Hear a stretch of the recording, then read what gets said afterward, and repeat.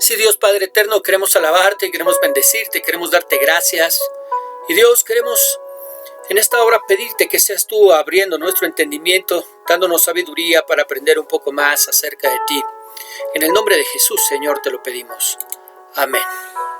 Muy bien, preciosos, pluma, papel, lápiz, una actitud enseñable es lo que vamos a necesitar el día de hoy para aprender un poco más acerca de nuestro Dios.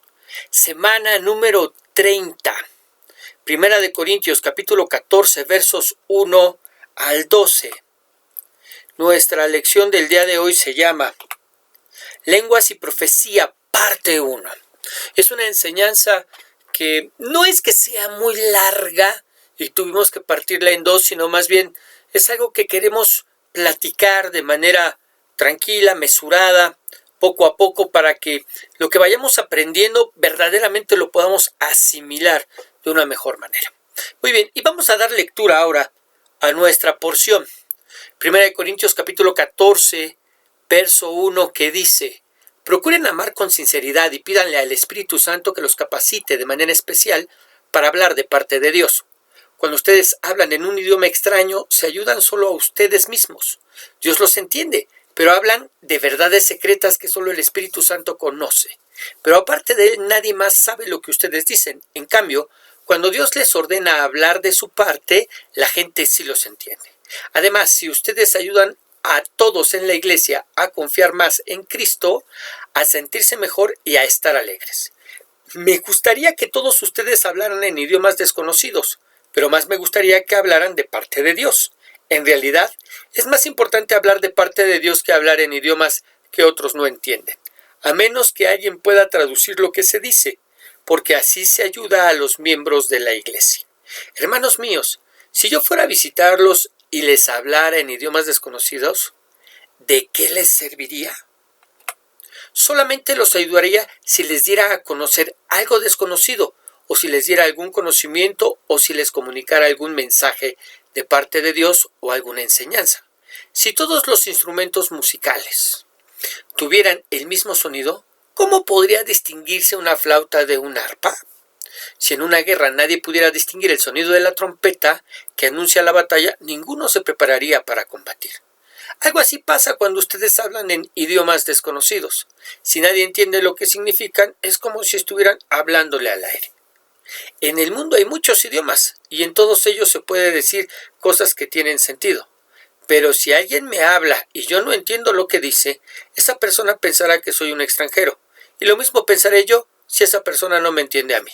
Por eso, ya que desean las capacidades que da el Espíritu, traten de tener aquellas que ayuden a todos los de la iglesia. Pablo ha hablado extensamente en el capítulo anterior sobre el amor y su preeminencia. No para que dejen de ejercer los dones espirituales, no, sino para que sea a través del amor que los dones sean ministrados en la iglesia. La finalidad es instruir, la finalidad es enseñar a la iglesia la manera en que deben conducirse dentro de ella sin provocar más divisiones. Es decir, los dones no deben ser un motivo para separarse, sino por el contrario, al ministrarlos de manera correcta, todos se verán ampliamente beneficiados. Ahora retoma el tema de los dones y pone en orden el hablar en lenguas y la profecía. Vamos a ver. Primera de Corintios 14, 1 comienza diciendo: procuren amar con sinceridad y pídanle al Espíritu Santo que los capacite de manera especial para hablar de parte de Dios. Al haber dedicado un capítulo completo al amor, Pablo, para introducirse nuevamente al uso correcto de los dones, les pide que sigan, que hagan, que procuren el amar de manera sincera, es decir, no fingida, a los hermanos de la iglesia. Buscando que sea el amor el motor, que sea el amor el principal motivador en sus vidas para ministrarse. No para figurar, no para que sus nombres sean conocidos por medio de los dones, no, sino para ministrarse unos a otros en amor y de esa manera sustentar las necesidades que hay entre ellos. Algo que vendría muy bien el recordar hoy en día. ¿Por qué lo digo? Porque por desgracia en muchas de nuestras iglesias, en lugar de que los dones sean una extensión del poder de Dios para ministrarnos, son usados para beneficio de quien los administra, es decir, de quien los tiene. buscando a través de ellos el hacerse de un nombre, de tener fama. Así es como tenemos programas enteros como Noches de Gloria, por mencionar alguno, donde se ministran sanidades y milagros, y ahí de paso se da a conocer el nombre del pastor y de la iglesia, por ejemplo. Pero ¿qué es lo que les pide el apóstol? Comienza pidiéndoles dos cosas. Una, que procuren los dones espirituales, es decir, y pídanle al Espíritu Santo que los capacite de manera especial. Los dones espirituales, no que los prohíban, sino que los procuren. Lo que se puede entender realmente de dos maneras. La primera, que no prohíban el uso de los dones en la iglesia. Miren, es sabido que hay iglesias, congregaciones, doctrinas que prohíben, por ejemplo, el hablar en lenguas o la profecía en medio de sus reuniones. ¿Qué nos pide Pablo? Que no lo prohibamos. Y segundo, que la manera en que se dirige la reunión haga propicio la manifestación de los dones. ¿Qué quiero decir con esto? Miren, hay reuniones en donde en lugar de que sea un fluir continuo en la alabanza buscando las manifestaciones del Espíritu, el servicio se corta a través de anuncios y participaciones que no permiten que esas manifestaciones simplemente se den. ¿Qué nos pide Pablo? Que no lo impidamos. Que no lo impidamos, sino por el contrario, que seamos capacitados para poder fluir, para poder ministrar en esos dones. Lo segundo que nos pide es que se procure profetizar, hablar de parte de Dios. Y debemos hacer notar que no hable predicar cuando dice hablar de parte de Dios, porque está bajo el contexto de dones espirituales. Por eso sabemos que se refiere al don de profecía. Ahora, ¿por qué? ¿Por qué debían procurar profetizar? Porque a diferencia de las lenguas, a través de la profecía se edifica la iglesia, algo en lo que se va a profundizar en el verso 5. Seamos pacientes, ¿ok? Ok, verso 2. Cuando ustedes hablan en un idioma extraño, lenguas, se ayudan solo a ustedes mismos. Dios los entiende, porque hablan de verdades secretas que solo el Espíritu Santo conoce. Pero aparte de Él, nadie más sabe lo que ustedes dicen. En cambio, cuando Dios les ordena hablar de su parte, profecía, la gente sí los entiende. Además, si ustedes ayudan a todos en la iglesia a confiar más en Cristo, a sentirse mejor y a estar alegres. Muy bien. En estos versos comienza hablándonos acerca de las lenguas. ¿Qué nos dice? ¿Qué nos enseña? Que el que habla en lenguas se ayuda a sí mismo. ¿Por qué? Quizás porque al hacerlo, su fe en primer lugar se ve fortalecida al mirar que lo que está escrito se cumple en su vida. La Biblia habla de lenguas, yo hablo en lenguas, mi fe se fortalece al mirar que lo que está escrito se cumple a través de mi vida. Lo segundo podría ser porque al hacerlo ora en conformidad al Espíritu, ya que el Espíritu de la persona es la que ora. Y lo tercero nos dice que habla verdades secretas, que solo el Espíritu conoce, que podemos relacionar con ese gemir, con ese interceder por otros, conforme a la voluntad del Espíritu mismo y aún por nosotros mismos, como conviene. Pero finalmente son cosas que la persona que ora desconoce, la persona que ora en lenguas desconoce, porque no entiende lo que ora. Y si ella no lo entiende, menos los que lo escuchan. Y es precisamente en este punto en el que muchos ponemos el grito en el cielo, porque no entendemos qué caso tiene orar si no entiendo lo que oro. Y de ahí se agarran o lo toman como pretexto aquellos que han decidido no creer y no practicar el hablar en lenguas, que porque no entienden y no tiene caso y entonces pues no lo necesitan. Pero yo le pregunto, ¿no le parece un acto de soberbia de nuestra parte el solo hacer lo que entendemos y aquello que Dios nos pide y que no entendemos no lo recibimos y por lo tanto no lo hacemos? Ahora, planteo esta pregunta de esta manera, pero la realidad es que aún lo que sabemos que debemos hacer y entendemos, no lo hacemos, ¿verdad? Pero más bien a mí me parece un acto de soberbia el que es que como no lo entiendo, entonces no lo practico. Y ese es el pretexto que muchos ponen para, uno, rehusarse, como en este caso, a aceptar los dones del Espíritu interactuando y ministrando dentro de la iglesia. Y muchos lo utilizan incluso hasta para el diezmo. Es que yo no entiendo eso del diezmo, entonces por eso no diezmo. Ahora, yo quiero decirle algo, esa es precisamente la raíz de la caída del hombre en Edén. El hombre no entendió por qué podía comer de todos los árboles del huerto, menos del conocimiento del bien y del mal. Se veía apetitoso, nos dice la escritura que cuando la serpiente le habla a Eva, era apetitoso y bueno para comer. ¿Y qué hizo? Pecó.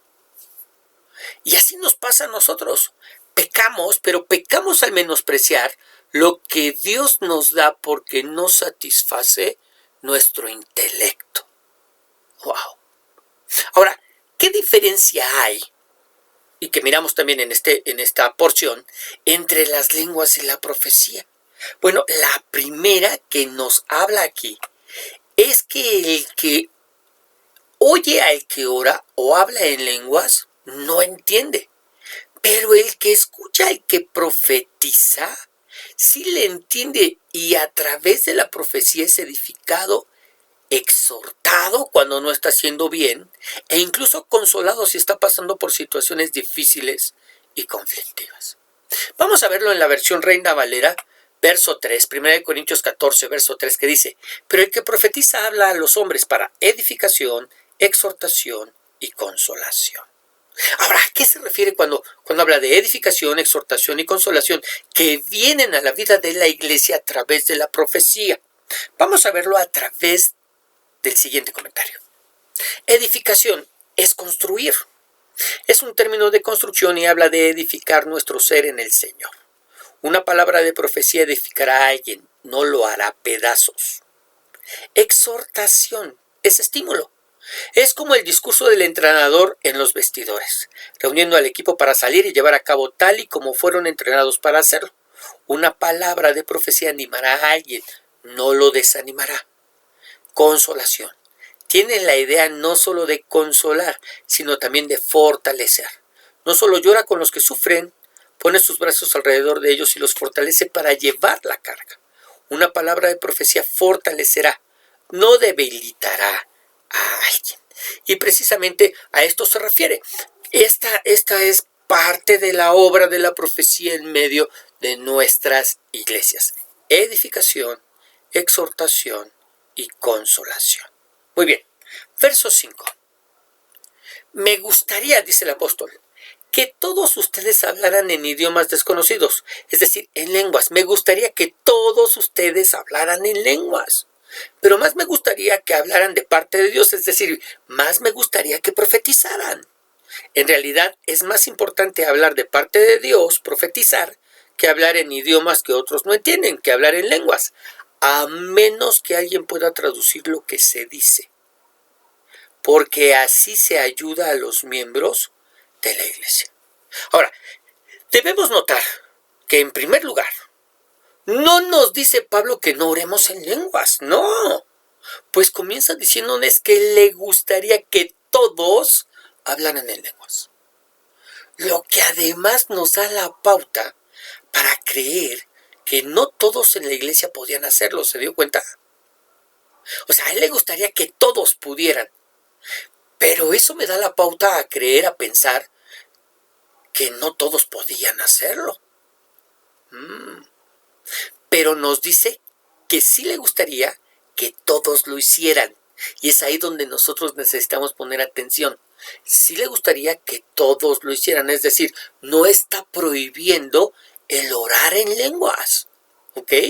Y segundo, nos dice que le gustaría más que todos profetizaran.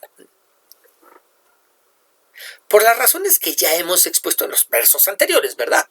Pero además nos dice que es más importante hablar en un idioma que todos entiendan y que por eso el profetizar es más importante que las lenguas. Pero aquí dice, a menos que alguien pueda traducir lo que se dice. Entonces, si hay quien traduzca, las lenguas son más importantes. ¿Por qué? ¿Por qué? Porque de esa manera las personas pueden estar seguras que el mensaje viene de parte de Dios y no por inspiración o deseos de la persona que profetiza. ¿Ok? Muy bien. Vamos a ver el siguiente comentario. La preferencia paulina de la profecía por encima de las lenguas en las actividades colectivas se apoya en su comparación entre el valor de ambas. En el caso de las lenguas, en el caso de que las lenguas sean interpretadas, por lo tanto, lenguas sin interpretación solo sirven a la edificación personal. La profecía y las lenguas acompañadas de interpretación sirven a toda la congregación, ya que todos se entienden. Esta explicación permite confirmar la práctica y distinguir entre el uso de dos modalidades distintas en que se pueden manifestar las lenguas, en privado o en público. En privado, cuando no hay quien interprete. En público, cuando hay quien interpreta. En la devoción personal o en las actividades colectivas. Es decir, hay unas lenguas que son utilizadas en la devoción personal cuando estamos metidos orando al Señor y entonces tenemos ese tiempo precioso para orar en lenguas delante de su presencia y sea mi espíritu hablando al Espíritu de Dios esas verdades e intercediendo de manera adecuada por mí y por aquellas intenciones que el Espíritu tenga, ¿no? Y lo hace de manera correcta, ¿ok? Y otras son las lenguas que se utilizan en esas actividades colectivas cuando estamos con toda la iglesia. Que llegamos a ese clímax en la alabanza, en la adoración y estallamos en júbilo, alabando y adorando al Señor. ¿Qué pasaría si alguien interpreta ese júbilo que brota desde mi interior a través de mi espíritu en lenguas? Bueno, pues quizás muchos de los salmos serían ahí replicados a través de mi espíritu. Palabras de alabanza y de adoración a nuestro Señor. ¿Ok? Muy bien. 6. Hermanos míos, si yo fuera a visitarlos y les hablara en idiomas desconocidos, lenguas, ¿de qué les serviría? Solamente los ayudaría si les diera a conocer algo desconocido o si les diera algún conocimiento o si les comunicara algún mensaje de parte de Dios, profecía o alguna enseñanza. Una persona, pastor, un ministro, no se para en el púlpito y habla 1 hora en lenguas. ¿Por qué?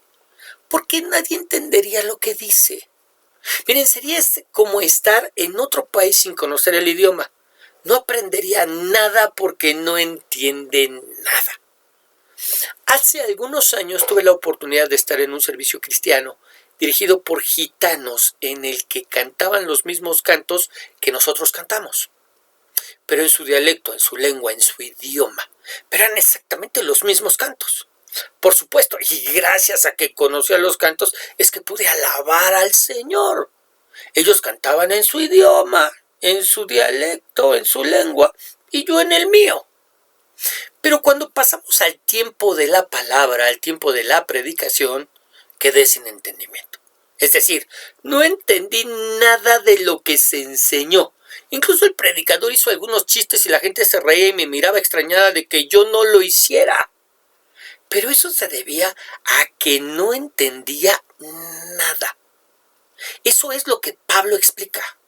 Está bien orar en lenguas, pero cuando estamos con otros mejor es la profecía que todos entienden.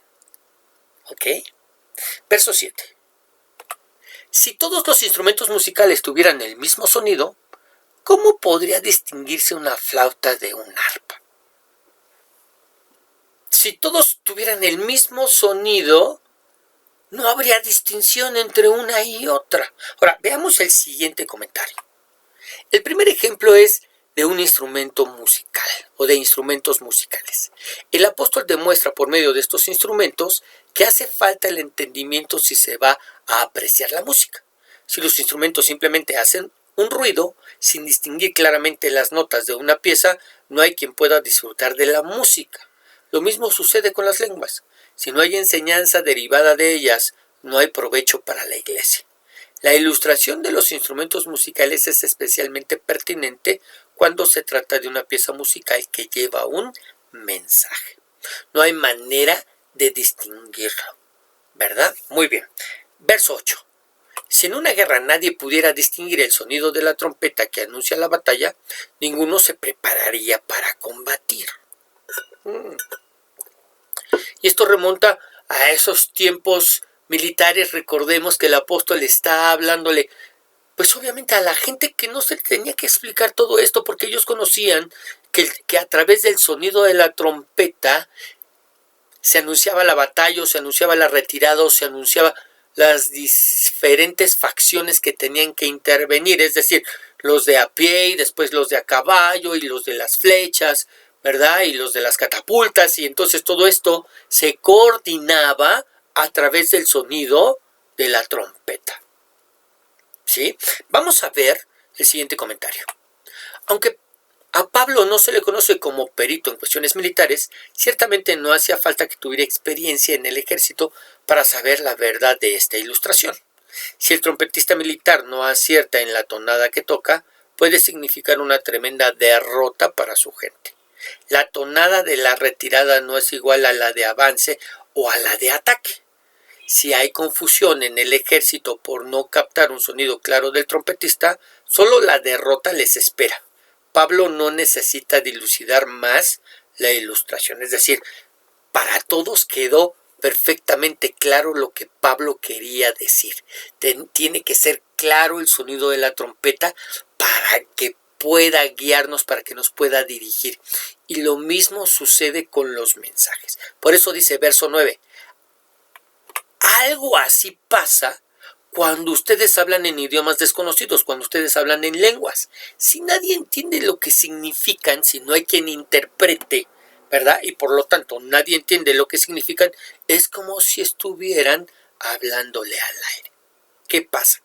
Es como una tonada que no se entiende, o como el sonido de una trompeta de guerra que tampoco entiende ni se pierde su propósito. Si nadie entiende lo que se habla en lenguas, es como si se estuviera hablando al aire, en vano, ¿verdad? Muy bien, verso 10 al 12. En el mundo hay muchos idiomas, y en todos ellos se puede decir cosas que tienen sentido. Pero si alguien me habla y no entiendo lo que dice, esa persona pensará que soy un extranjero. Y lo mismo pensaré yo, si esa persona no me entiende a mí. Por eso, ya que desean las capacidades que da el Espíritu, los dones, traten de tener aquellas que ayuden, que edifiquen a todos los de la iglesia. Ahora, el apóstol termina exhortándonos a ciertamente desear, a ciertamente anhelar los dones o capacidades que da el Espíritu, como él lo manifiesta, pero sobre todo aquellas que sean de mayor edificación a la iglesia, profecía o lenguas e interpretación, para que de esa manera toda la iglesia se pueda ver beneficiada por estos dones. Ahora, hablamos de profecía, lenguas e interpretación, pues porque es lo que compete a este capítulo. Pero en realidad, bueno, también podríamos hablar de milagros y de sanidades o del don de fe, que efectivamente benefician a toda o edifican a toda la iglesia, ¿verdad? En realidad, todos los dones fueron dados y diseñados por Dios para la edificación de la misma.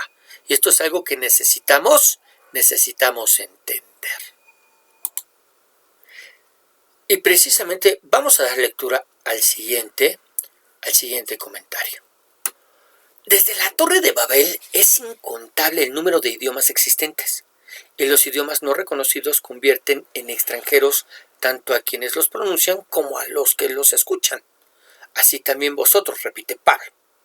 Elogia el profundo deseo que hay en ellos de poseer dones espirituales y los anima a buscar a aquellos que edifican. El objetivo debe ser beneficio mutuo en las reuniones de la iglesia. Por lo tanto, si debe haber lenguas, debe haber interpretación para que haya edificación. Pero si las lenguas están dirigidas a Dios, ¿cómo puede ser edificante para otros una interpretación legítima? Bueno, del mismo modo que nuestra lectura de Salmos puede edificar, la oración o alabanza o plegaria de otro para Dios se puede identificar poderosamente con nuestro propio corazón delante de Dios. Y podemos estar de acuerdo con lo que otro le dice al Señor. Muy bien. El principal problema que siempre ha existido y bueno, que existió en la Torre de Babel precisamente con esa diversidad de idiomas es el entendernos. Y el apóstol lo que desea hacer es que hablemos todos un mismo idioma, que tengamos todos un mismo sentir, que definitivamente vayamos haciendo las cosas de tal manera que podamos mirar cómo todos entendemos de lo que se trata.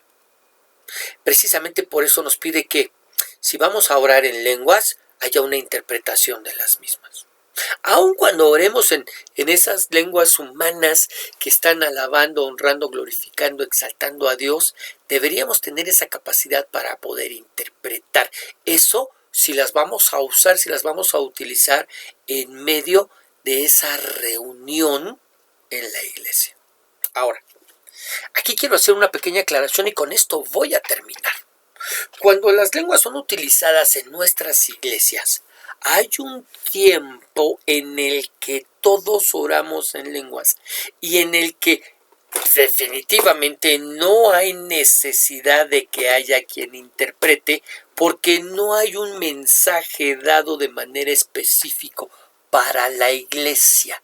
Es decir, termina alabanza, adoración, llega esa éxtasis, ese clímax que a muchos no les gusta porque dicen que se están manejando de esa manera las emociones, pero hay algo que nosotros necesitamos entender. Nuestra alabanza y nuestra adoración a Dios no nos pide el Señor que lo hagamos ajeno a nuestras emociones.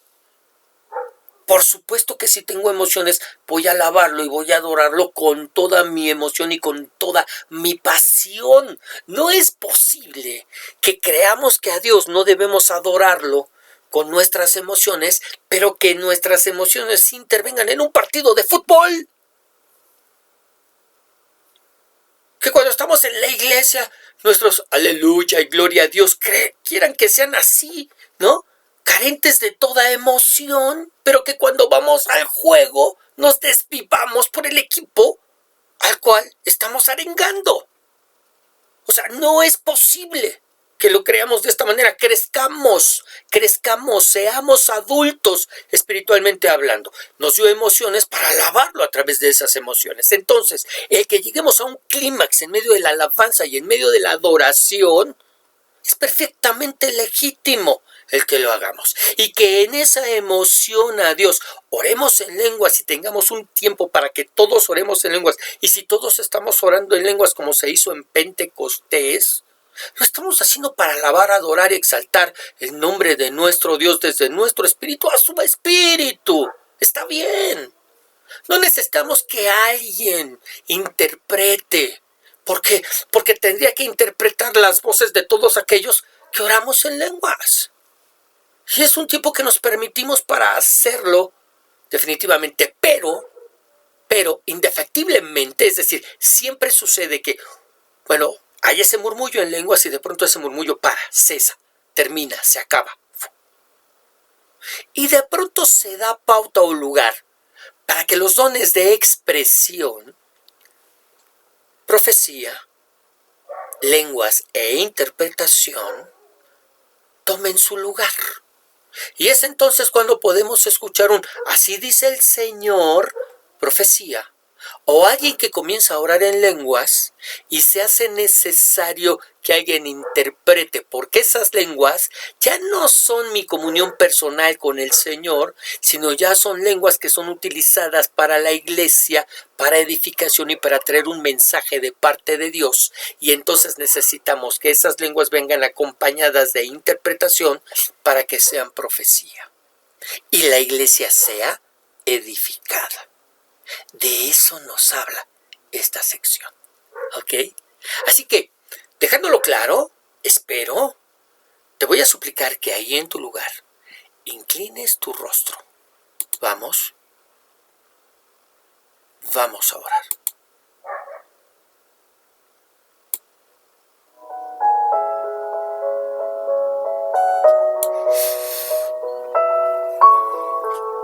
Señor Dios y Padre Celestial, gracias. Gracias por lo que tú nos enseñas. Porque estas enseñanzas cortas, pero sustanciosas, traen orden a nuestra manera de pensar. Nos ubican perfectamente. Sí, escuchamos a muchos, en verdad, son muchos los teólogos y los maestros que no entienden acerca de estas cosas. Y en lugar de animar a la gente a que use esos dones y se instruya en ellos para que cada vez crezcamos y maduremos y podamos ser todos perfectamente edificados a través de los mismos, mejor los prohíben, los censuran, los critican, los señalan, no entendiendo que están obrando en contra de la misma palabra que ellos mismos declaran como palabra de Dios. Señor, en el nombre de Jesús, abre nuestro entendimiento y danos esa capacidad para aprender. Quita toda soberbia de en medio de nuestras vidas y corazones. Y Dios, en el nombre de Jesús, que todo lo que hagamos, en este caso, que todo lo que hagamos de palabra, sea para la edificación de tu iglesia, para la edificación de tu cuerpo. En el nombre de Jesús, Señor, te lo pedimos. Amén. Muy bien, que el Señor te bendiga, que el Señor te guarde y que el Señor haga resplandecer su rostro sobre ti. Nos estamos despidiendo, no sin antes recordarte que todos los días nos escuchamos a través del devocional diario. Los días domingos tenemos nuestra enseñanza dominical. Y todos los lunes tenemos una cita para aprender un poco más acerca de nuestro Señor a través de nuestro estudio. Primera de Corintios, seguimos viendo este precioso libro. Que el Señor te siga bendiciendo.